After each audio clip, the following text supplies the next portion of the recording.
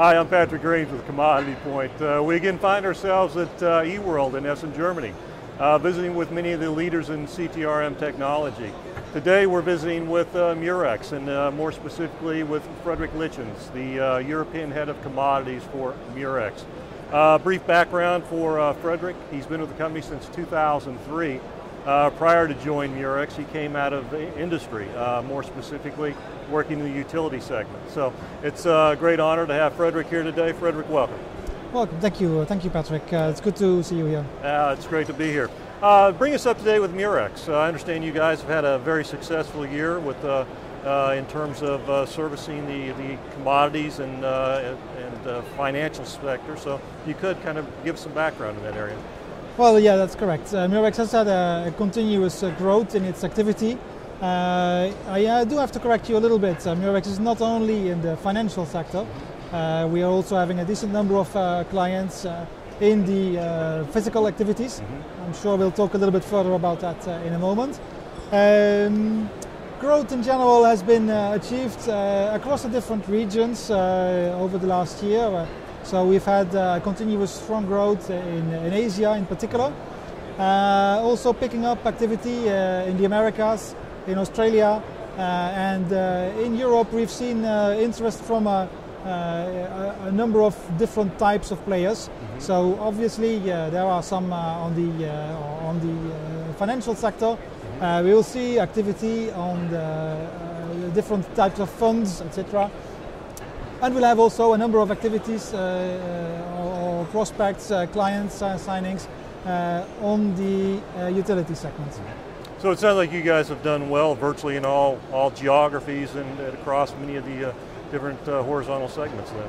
I would say indeed that 2011 has been a better year than 2010 or 9 for what it is. Of course, the financial sector doesn't leave a company like Murex untouched, but the commodities have been doing particularly well. I think a lot of that success can be traced to some of the things you guys have been doing on the product front in terms of developing new capabilities there. Can you describe some of those new capabilities for us?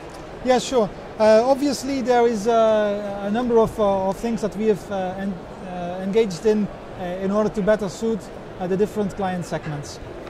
So back in 2009, for example, we worked we went to great extent to extend the capabilities for physical activities, more on the bulk physical trading activities.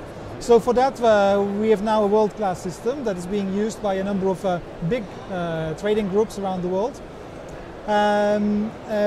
More recently we've revisited most of our activities related to base metals trading, precious metals to some extent. And if we look to 2011 in particular, we've seen a number of very interesting activities related to the utilities sector.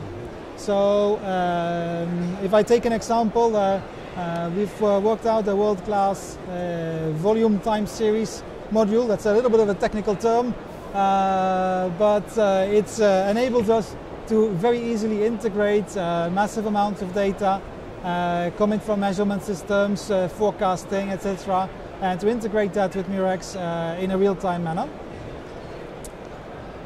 We are currently working, if I take a little step forward, on a very sophisticated swing volume variability pricing capability.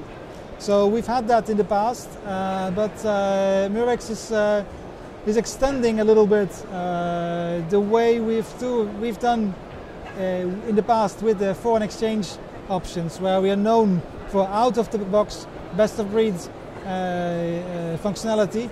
Well, we're doing exactly what people know us for in the FX market. We're doing that now with commodities, bringing very good models, very flexible, with different types of constraints, etc. Real-time Monte Carlo pricing and risk management.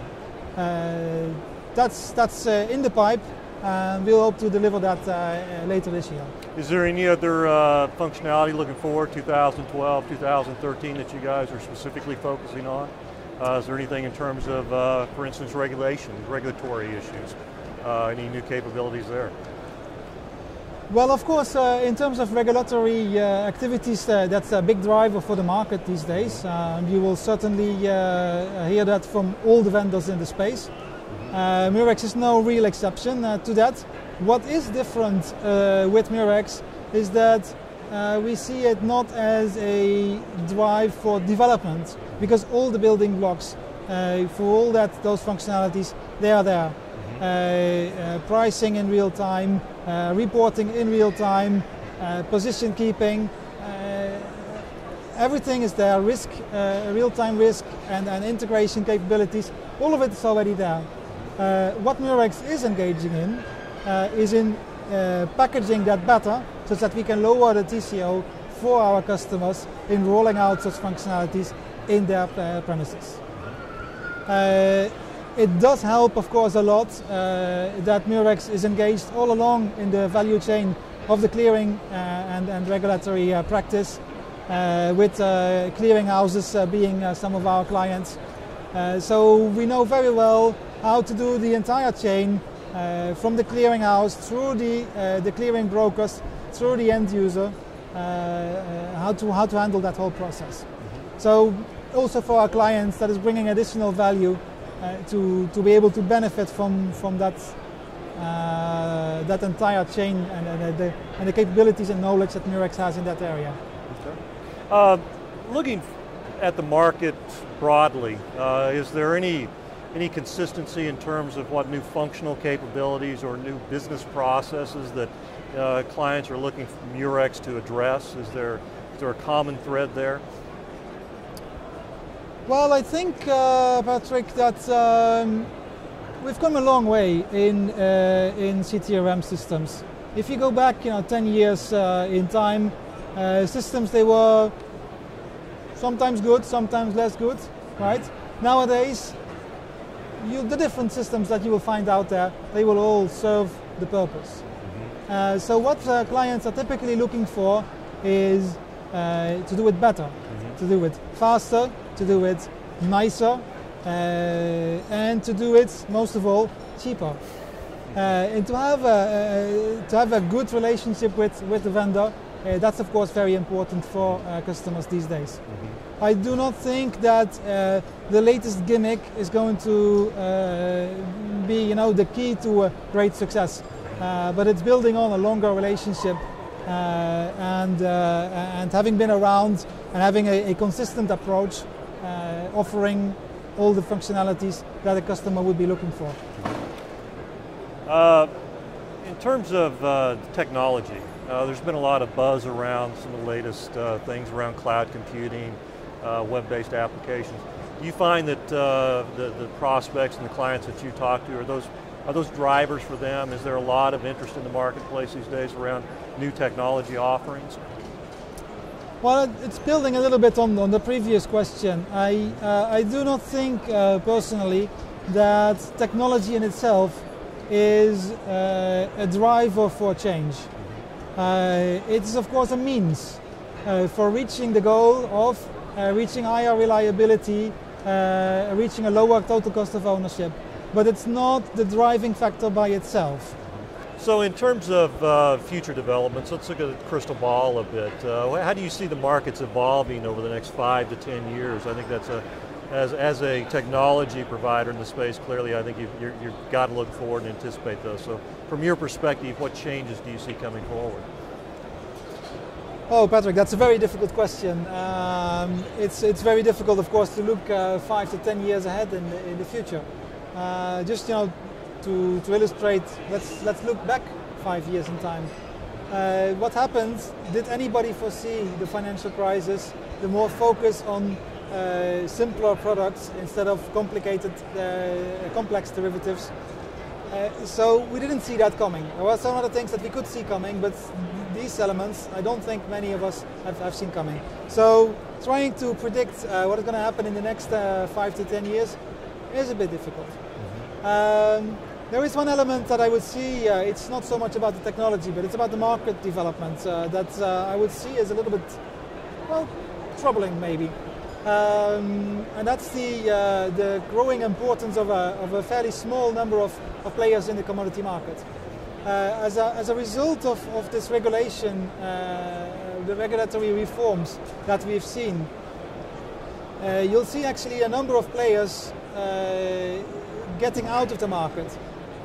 Some of the banking trading desks that used to have their own prop trading, they can't do that anymore, or it's too expensive because of the capital requirements, or because it's just not profitable enough. So they're not there anymore. You see also for a number of smaller companies that running an operation, even if the pure technology costs are cheaper, are lower than they used to be, running the operation, the business, has become more expensive because of the regulations. So this risks actually consolidating the number of players in the market more than should have been the plan with the regulatory reforms. Yeah, clearly that would run counter to at least the spirit of the regulations, which was to reduce the complexity, or to reduce the exposures, importance of certain companies. Yeah, you'll see actually. Yeah, you'll see now a number of groups emerging that are having such a large market share of the trading environment on one hand, and that also have such a large coverage of the value chain that you could actually speak of systemically important commodity trading houses. Yeah. Well, excellent point, and hopefully we won't necessarily see the market evolve that way, but to your point, I do believe you've done a very good job of illuminating a real potential issue there, so interesting point. Unfortunately, that's the time we have for this afternoon. It's been great visiting with you and finding out more about what's happening in Murex and getting your views on the larger market. So again, thanks for participating today. You're most welcome. So that's it for us for this latest edition from eWorld in Essen. Thanks for watching, and look for our next episode coming up soon. Thanks a lot.